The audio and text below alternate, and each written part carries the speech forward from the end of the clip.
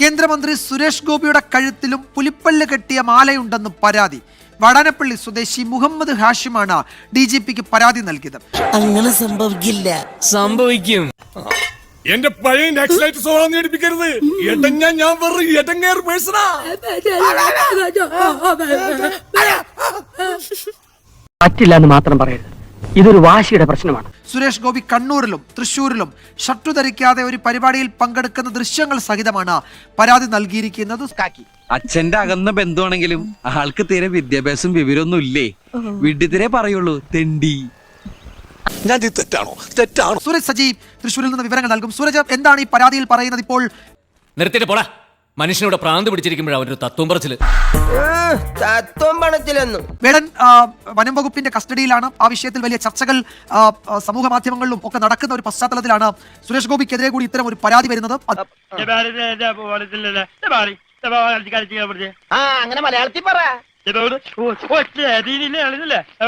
ഇതിൽ എന്ത് നടപടി ഉണ്ടാകും, അന്വേഷണം ഉണ്ടാകുമോ, എന്തൊക്കെയാണ് മറ്റു വിവരങ്ങൾ?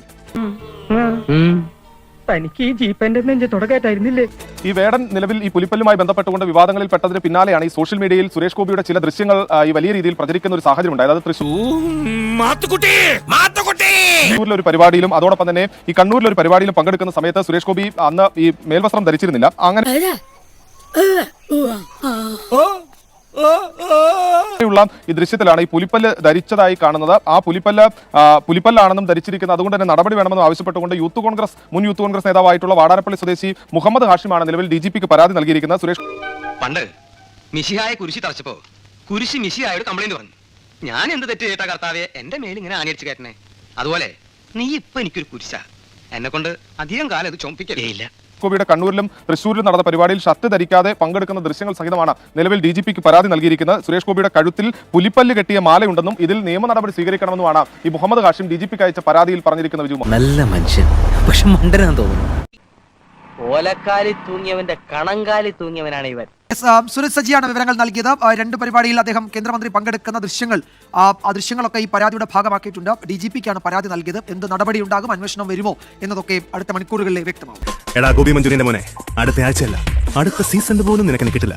ഇനി അണ്ണന്റെ കളി വേറെ റേഞ്ചിലാണ്.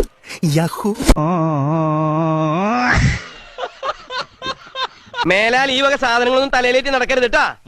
ചെല്ലേ അടുത്ത മഴയ്ക്ക് മുമ്പ് എല്ലാരും അവനവന്റെ കൂരയ്ക്ക് പോയി ചേരി. എല്ലാരും പിരിഞ്ഞു പോകണം, അല്ലെങ്കിൽ ഞങ്ങൾക്ക് ആകാശത്തേക്ക് വെടിവെക്കേണ്ടി വരും. എല്ലാരും മാറണം, എല്ലാരും പിരിഞ്ഞു പോകണം.